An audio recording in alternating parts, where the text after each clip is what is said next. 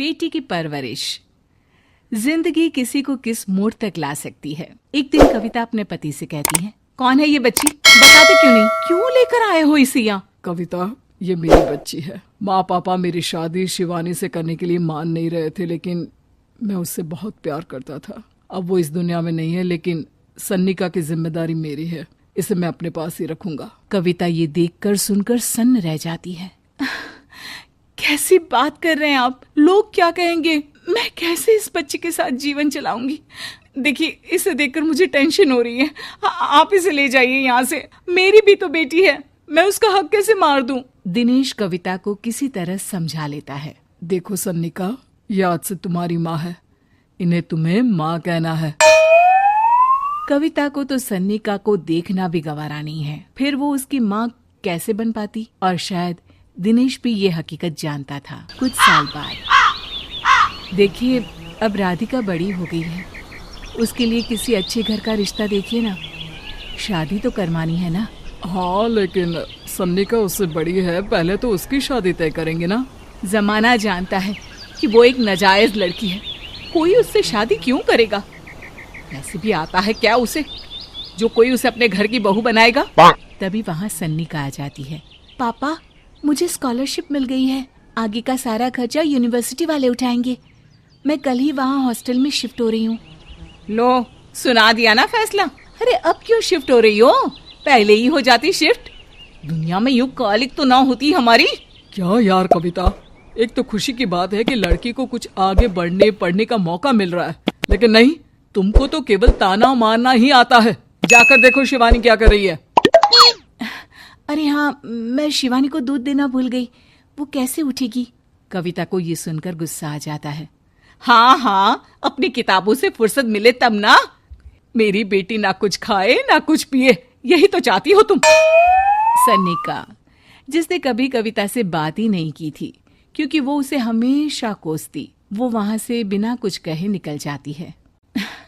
खाना तो पूरा बन गया, अब जाकर आराम से पैकिंग करती हूँ, कल वक्त से निकल जाऊंगी। देखिए जी, वैसे तो ये लड़की मुझे एक आंख पसंद नहीं, अपने कमरे में पैकिंग कर रही है। अरे मुझसे तो कभी बात भी नहीं करती। आप साफ साफ बोल दीजिए उसे कि घर से जाएगी तो सारा काम कौन करेगा? उसकी माँ। माँ का नाम सुनकर सन्निका भी वहाँ आ जाती है। नहीं, वो कैसे करेंगी, वो तो मर गई है ना। उस मनहूस औरत को मेरे घर में याद करने की कोई जरूरत नहीं है, समझी? वैसे भी ना होते हुए भी तेरी शक्ल में लगता है कि वो हमारे बीच में ही है हमेशा से। तो ठीक है ना, जब जा रही हूँ तो क्यों प्रॉब्लम हो रही है आपको? सन्निका घर से निकल रही थी। कविता ना चाहते हुए भी सन्निका को रोक लेना चाहती थी, और वजह थी सिर्फ उसकी सोशल लाइफ का डिस्टर्ब हो जाना। किटी में कविता की सहेलियां कहती हैं, क्या बात है, तू परेशान सी लग रही है, सब ठीक तो है ना? क्या हुआ, उस सन्निका ने फिर कोई तमाशा किया क्या? अरे नहीं, चली गई। वो तो ऑक्सफोर्ड की कोई एनजीओ है, उसकी स्कॉलरशिप मिली है। मेरा भाई बता रहा था कि उसका तो फ्यूचर ब्राइट है। अरे चल ना, तुझे क्या, तेरा तो पीछा छूटा उससे। अरे कैसे क्या नहीं, घर का सारा काम करती थी। इसकी छोटी बेटी को भी तो उसी ने संभाला था। याद है, उसकी छोटी बेटी का जो केस हुआ था, वो भी अपने सर ले लिया था। हाँ, तो बदले में सारा खर्चा भी तो हम लोग ही उठा रहे थे ना। और पता है, वो मुझसे बात भी नहीं करती, जैसे पता नहीं मैं ही उसके माँ के मरने के लिए जिम्मेदार हूँ। अरे खुद को क्यों दोष दे रही है? तूने जो किया शायद कोई नहीं करता। कविता को समझ में नहीं आ रहा था कि उसके साथ ऊपर वाले ने ऐसा क्यों किया। वो शाम को घर आती है। आज तो बहुत खुश होगी तुम, एक बला से छुटकारा मिला ना तुमको। बेचारी की जिंदगी नरक बना कर रखी थी। वो तो कहते हैं ना, ऊपर वाला सब देखता है। देखो, चुन लिया उसने अपना रास्ता। कविता का मन तो करता है कि वो पति को सब कुछ सुना दे, लेकिन सामने सास खड़ी होती है। ये तो है, बेचारे को खाना बनाने से लेकर घर के सारे काम करने पड़ते थे। बाहर का भी कोई काम होता तो वही देखती। अब देखते हैं घर का काम कैसे होता है। तभी कविता की बेटी उसके लिए चाय लेकर आ जाती है। लो माँ चाय। कैसी रही किट्टी? अच्छी थी बेटा। खाने में कुछ बनाया है क्या? हाँ, सन्निका दीदी जैसी ही सब्जी बना दी है, आप रोटी बना लो। और हाँ, कल मैं चली जाऊंगी इलेक्ट्रिक बिल और राशन लाने के लिए। अच्छा, पैसे मैं दे दूंगी।